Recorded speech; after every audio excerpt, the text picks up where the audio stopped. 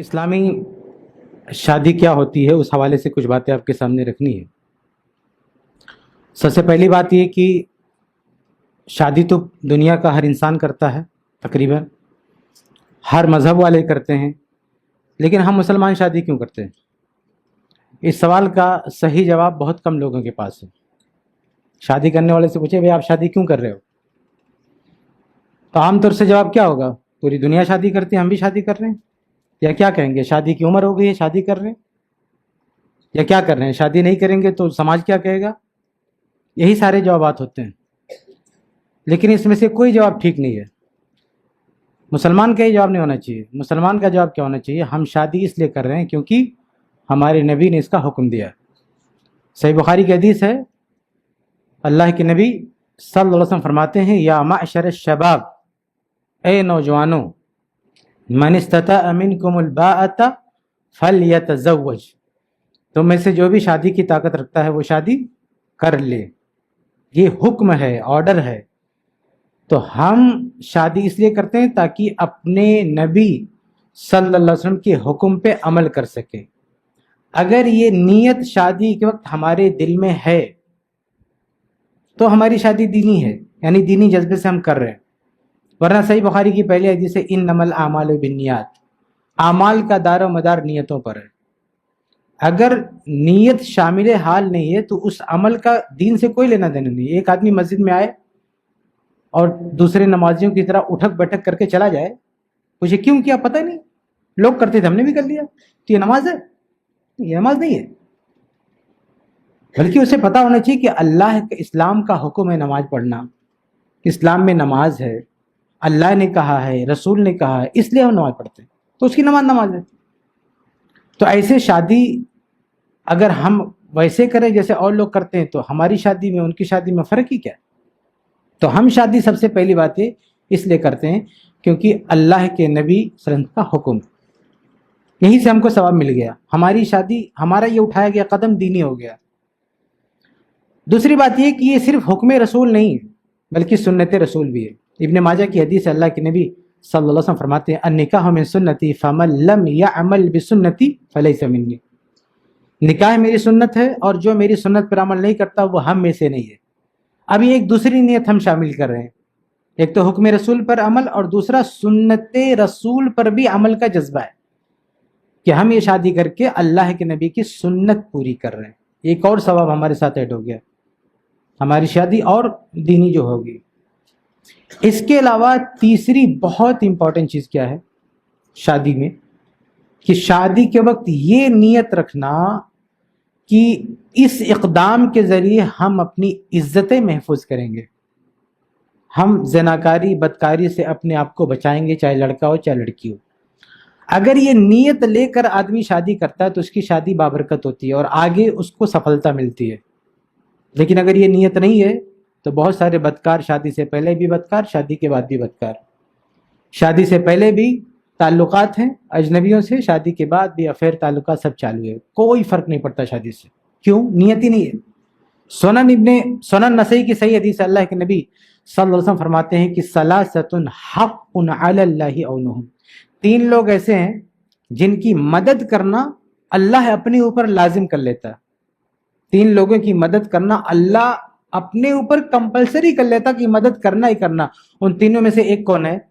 الناکح الذی یرید العفاف، وہ شادی کرنے والا جو شادی کرتے سمے یہ نیت رکھے کہ میں اس شادی کے ذریعے پاک دامنی اختیار کروں گا، میں شادی اس لیے کر رہا ہوں تاکہ میں پاک دامن رہ سکوں۔ تو اس نیک جذبے کے ساتھ، اس نیک خیال کے ساتھ اگر کوئی شادی کرتا ہے تو اس کی نیت پاکیزہ، اس کی طبیعت پاکیزہ، اور آگے اللہ اس کی مدد کرتا ہے، اسے گناہوں کی طرف جانے سے روکتا ہے، بدکاریوں کی طرف شیطان بلاتا ہے، لیکن بہت سارے لوگوں کی اللہ مدد نہیں کرتا، وہ پھنس جاتے ہیں۔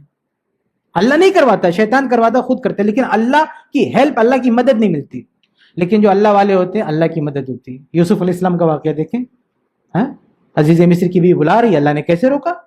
اللہ نے مدد کی نا۔ تو اللہ اپنے بندوں کی مدد کرتا ہے، برائیوں سے روکتا ہے۔ آج ہم شکوہ کرتے ہیں شادیاں کتنی ٹوٹ، شادی کرنا کمال نہیں ہے، شادی ٹکنا کمال ہے۔ آج شادی جگہ جگہ ہو رہی ہے، لیکن کوئی شادی 2 دن چل رہی، کوئی 1 ہفتہ چل رہی، کوئی 1 مہینہ چل رہی۔ ایک تماشا بنا ہوا ہے، طلاق طلاق کھلا۔ کیوں تماشا بنا ہوا ہے؟ کیونکہ ہم سماج کی پرمپرا نبھا رہے ہیں، سنت رسول پہ عمل نہیں کر رہے ہیں۔ سنن بہقی کی روایت شعب الایمان کے اللہ کے فرماتے ہیں کہ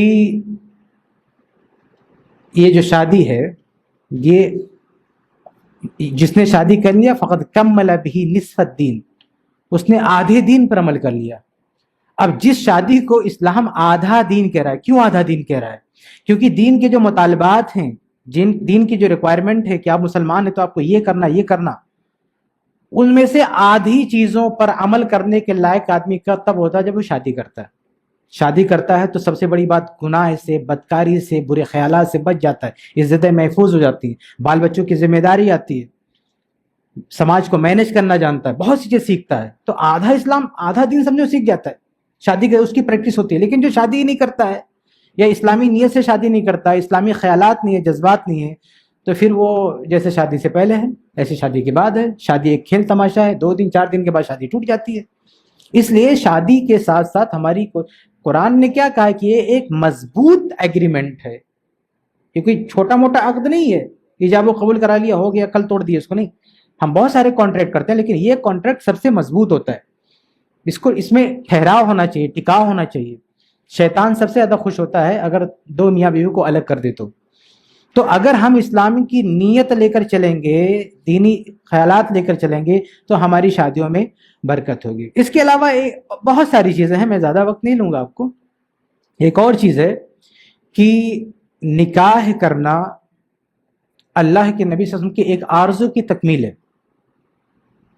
بھائی آج ہم جب صحابہ کرام کے واقعات سنتے ہیں تو کبھی ہمارے دلوں میں یہ امنگ پیدا ہوتی، کاش ہم بھی نبی کے دور میں ہوتے، نبی کی خدمت کرتے، نبی سے باتیں کرتے، ہمیں بھی ثواب ملتا۔ لیکن آج نبی ہمارے بیچ میں نہیں ہے، لیکن اس کے باوجود بھی ہمارے نبی صلی اللہ علیہ وسلم نے ہم سب سے قیامت تک کے لیے ایک اپیل کی ہے، ایک گزارش کی۔ ایک مسلمان ہونے کے ناطے کیا ہمارا یہ حق نہیں بنتا ہم اپنے نبی کی گزارش پر عمل کریں؟ گزارش کیا ہے؟ سنن نبی داؤد کی حدیث ہے، تزوجوا الودود الولود فانی مکاثر بکم الامم۔ کہا مسلمانوں شادی کرو ایسی لڑکی سے جو محبت کرے اور بچہ جنے۔ اگر اہل توحید کی تعداد زیادہ ہوگی تو قیامت کے دن مجھے اچھا لگے گا اس تعداد پر۔ تو اللہ کے نبی کی یہ اپیل ہے تمام مسلمانوں سے کہ آپ شادی کریں، بچے پیدا کریں، ہماری تعداد زیادہ ہو، قیامت کے دن مجھے اس سے خوشی ہوگی۔ تو اس اللہ کے رسول کی اس فرمان، اس گزارش، اس اپیل میں حصے دار بننے کی نیت ہونی چاہیے کہ ہم شادی کریں گے اور انشاءاللہ بچے پیدا کریں گے۔ اب یہ نہیں کہ شادی ہو گئی بچے سے نفرت ہے، ہاں؟ لڑکا کہتا ہے ابھی مجھے تعلیم حاصل کرنی ہے، لڑکی کہتی ہے کچھ کرنا ہے، شادی کرنے کے بعد بھی دنیا بھر کے بہانے۔ نہیں، شادی کرے، آپ نیک خواہش رکھیں، اللہ سے دعا کریں۔ ابراہیم علیہ السلام دیکھیں کتنی عمر ہوگی پھر بھی کہا رب حب لی من الصالحین، اللہ مجھے اولاد دے۔ ہمیں اولاد بہت بڑی نعمت ہے، اس کا استقبال کرنا چاہیے، بہت بڑی نعمت ہے۔ جا کے پوچھو نا جس کے پاس اولاد نہیں ہے اس پہ کیا بیتتی ہے۔ تو اولاد سے بھاگنا نہیں چاہیے، اولاد کا استقبال کرنا چاہیے، اولاد کی نیت رکھنا چاہیے، شادی کو اس موڑ پر لے جانا چاہیے کہ ہم صاحب اولاد بنیں، اور اس کے ساتھ ہماری نیت کیا ہو کہ یہ اس بچے کا اضافہ اللہ کے نبی کی خوشی میں اضافہ کرے گا قیامت کے دن، اور یہ ہمارے لیے بڑی خوش قسمتی کی بات ہوگی کہ ہمارے کسی عمل کے ذریعے اللہ کے نبی کی خوشی میں اضافہ ہو جائے۔ یہ ساری نیتیں ہونی چاہیے۔ ایک اور چیز ہے، میں بات اس پہ ختم کرتا ہوں، بہت ساری چیزیں ہیں اسلامی شادی میں، بہت ساری چیزیں ہوتی ہیں، اور یہ کیا ہے شادی سے پہلے سیکھنا چاہیے۔ یہ موقع نہیں ہے کہ ہم ساری باتیں آپ کے سامنے رکھیں، آپ سیکھیں۔ شادی سے پہلے سیکھنا چاہیے کہ شادی سے متعلق اسلام کی تعلیمات کیا ہیں، کبھی شادی توڑنی پڑے تو اس کا کیا پروسیس ہے، یہ ساری چیزیں ہم کو سیکھنا چاہیے۔ ایک لاسٹ چیز یہ ہے کہ نیک اولاد آپ پیدا کرتے ہیں تو صرف یہ نہیں ہے کہ اللہ کے نبی کو خوشی ملتی ہے، بلکہ اس کے ساتھ ساتھ ہمارے حق میں بھی بہت بڑا صدقہ جاریہ ہوتا ہے۔ صحیح مسلم کی روایت ہے کہ اذا مات الانسان انقطع عنہ عمله الا من ثلاث، انسان فوت ہو گیا تو اس کے عمل کا سلسلہ ختم ہو گیا سوائے 3 کے، الا من صدقۃ جاریۃ او ولد صالح يدعو له او علم ينتفع به۔ ان 3 میں سے ایک کیا ہے؟ او ولد صالح يدعو له، نیک اولاد جو دعا کرے. تو شادی کے بعد اگر ہماری نیتیں دیندارانہ ہوں تو جو نیک اولاد پیدا ہوگی وہ صرف زندگی میں ہمارا ساتھ نہیں دے گی, مرنے کے بعد بھی ہمارا ساتھ نہیں چھوڑے گی. ورنہ اگر یہ نیک جذبہ نہیں ہے, آپ اولاد کا استقبال نہیں کریں گے, اولاد کے ساتھ جو دینی جذبہ ہے وہ نہیں ہوگا, تو اولاد پیدا ہوگی, آپ پوری اپنی عبادت, نماز, روزہ چھوڑ کے اپنی اولاد کو بنانے کے چکر میں آپ سب کچھ قربان کر دیں گے, دنیا سے چلے جائیں گے. آخری عمر میں یہی اولاد دھکے مار کے آپ کو باہر اولڈ ایج ہوم میں لا کے ڈال دے گی. آپ کو ماں باپ کو اٹھا کے اولڈ ایج ہوم میں پھینک دے گی اولاد, اگر وہ نیک نہیں ہوگی. شادی کے لیے اٹھایا گیا قدم نیک نہیں ہوگا تو. اور جا کے دیکھ لیں, جو لوگ بہت زیادہ اسمارٹ بنتے ہیں اور دینی جذبہ نہیں رکھتے ہیں, ان کی شادیاں, ان کی پریوار, ان کے بچے, ان کا کیا حشر کرتے ہیں. ابھی آج کے پیپر میں آیا نا کہ بیٹے نے باپ کے جیتے جی کیس کر دیا کہ ہم کو پراپرٹی میں حصہ چاہیے. اب جج نے ڈیسیجن دیا باپ کے حق میں کہ نہیں, اس کو حصہ نہیں ملے گا. راستے میں کورٹ سے نکلا, گھر پہنچنے سے پہلے اس کو مار دیا چاقو, اپنے باپ کو بیٹا مار دیا جان سے. یہ آج کی خبر ہے. جب دینی جذبہ نہیں رہے گا, بچوں کی وہ تربیت نہیں رہے گی, تو بچہ مارے گا نہیں تو کیا کرے گا؟ اولڈ ایج ہوم میں ڈال دے گا, قتل کر دے گا, مرڈر کر دے گا, کچھ بھی کر دے گا. لیکن بچہ دیندار ہوگا تو نہ صرف دنیا میں آپ کی خدمت کو اپنے لیے جنت کا راستہ سمجھے گا, کہ ماں باپ کی خدمت کرنا جنت کا راستہ ہے, کتنی بڑی بات ہے. اور مرنے کے بعد بھی آپ کا پیچھا نہیں چھوڑے گا, آپ کی وفات کے بعد بھی دعا کرتے رہے گا, آپ کے حق میں دعائیں کرتا رہے گا. اگر اللہ نے دولت دی ہے تو صدقے جاریہ بھی کرتا رہے گا. ایک آخری حدیث سنا کے بعد ختم کرتا ہوں. صحیح جامع کی روایت ہے کہ ایک آدمی اپنے اعمال کے بقدر جب جنت میں پہنچایا جائے گا تو کچھ دن کے بعد فرشتے کہیں گے اٹھو, آپ کا پرموشن ہو رہا ہے, آپ کو ایک اونچی جگہ پہ ٹرانسفر کیا جا رہا ہے. وہ کہے گا کہ بھئی ہمارے جو عبادت تھی اس کے حساب سے میری یہی جگہ تھی, اس میں ترقی کہاں سے مل پا رہی ہے؟ تو کیا کہیں گے فرشتے؟ باستغفار والدیک لک, تمہارے بچوں کی دعاؤں کی وجہ سے, تمہارے بچوں نے تمہارے حق میں جو دعائیں کی تھی اس کا بینیفٹ ایڈ ہو رہا ہے, اب تم اپنی حیثیت سے اوپر کا مقام حاصل کرو گے.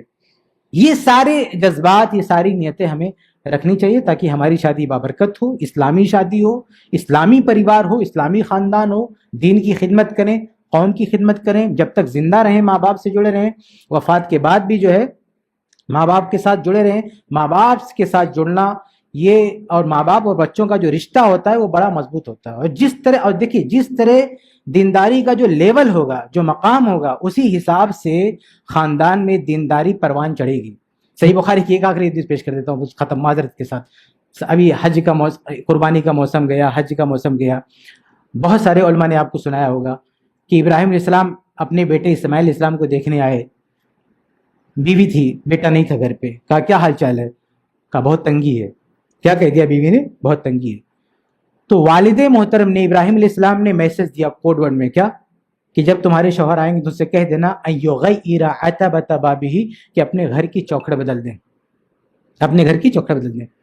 اسماعیل علیہ السلام آئے, بیوی نے کہا کہ ایک بزرگ آئے تھے, انہوں نے یہ میسج دیا. وہ سمجھ بھی نہیں پائی کیا میسج ہے. بیٹا سمجھ گیا, بیٹا سمجھ گیا کہ میسج کیا ہے. کہا وہ میرے والد تھے, وہ امرنی بفراقک, انہوں حکم دیا کہ میں تم کو الگ کر دوں. الحقی باہلک ثم طلقا, جاؤ بوریا بستر اٹھاؤ, اپنے گھر جاؤ, طلاق دے دیا. یہ بتائیے کوڈ ورڈ میں میسج دیا اور بچہ قربان ہو گیا. آج باپ صراحتن کہے بیٹا طلاق دے, نہیں دے گا, وہ رشتہ نہیں ہے. اچھا ہم کو لگے گا کہ شاید چھوٹی سی بات تھی, کیوں طلاق کروا دی. بیوی نے, بہو نے صرف اتنا ہی کہا تھا نا کہ تنگی ہے, لیکن یہ چھوٹی بات ہمارے لیے, آپ کے لیے, ابراہیم علیہ السلام کے لیے بہت بڑی بات ہے. کیونکہ یہ وہی لوکیشن ہے, یہ وہی جگہ ہے جہاں ابراہیم علیہ السلام اپنے اسی بچے کو اور اپنی بیوی کو چھوڑ کے جا رہے تھے, جہاں نہ کوئی جانور ہے, نہ انسان ہے, نہ چرند ہے, نہ کھانا ہے, نہ پانی, کچھ بھی نہیں ہے, سنسان جگہ. پریوار کو چھوڑا, جانے لگے. بیوی نے کہا کہاں جا رہے ہیں؟ کوئی جواب نہیں ان کے پاس. تو کہا اللہ امرک بہذا, کیا اللہ نے آپ کو اس کا حکم دیا؟ کہا ہاں. کہا پھر آپ جائیے, اللہ تعالیٰ ہمیں ضائع نہیں کرے گا. آپ بتائیے جس پریوار کا یہ اتہاس ہو کہ جس کی بیوی ایک سنسان علاقے میں, نہ کہیں چرنے والا, نہ کوئی اڑنے والا, نہ کوئی انسان, نہ پانی, نہ کچھ نہیں ہے, وہاں پہ چھوڑ کے شوہر جا رہا ہے, تو کہہ رہی ہم خوش ہیں, ہمیں کوئی دقت نہیں ہے, اللہ ہمارے ساتھ ہے. اسی فیملی میں ایک بہو آتی ہے اور شوہر بھی ہے, پانی بھی ہے, انسان بھی ہے, بستی ہے, سب کچھ ہے, اور کیا کہتی ہے؟ تنگی ہے. کیسے برداشت کریں گے ابراہیم علیہ السلام؟ ہاں, اس عورت کو اس فیملی کا اتہاس نہیں معلوم, دینداری یا تقوی کا لیول نہیں معلوم، اتنی بڑی بات ہمارے لیے چھوٹی بات ہے، لیکن ابراہیم علیہ السلام کے لیے بہت بڑی بات ہے۔ تو جب دینداری کے جذبے سے خاندان پروان چڑھتا ہے تو تقوی کا یہ لیول آتا ہے ہمارے اندر۔ تو یہ شروع سے باپ بیٹے سب کی ذمہ داری ہے کہ ہر قدم ہم دین کی روشنی میں اٹھائیں۔ اللہ تعالیٰ ہم سب کو اس کی توفیق دے، آمین رب العالمین۔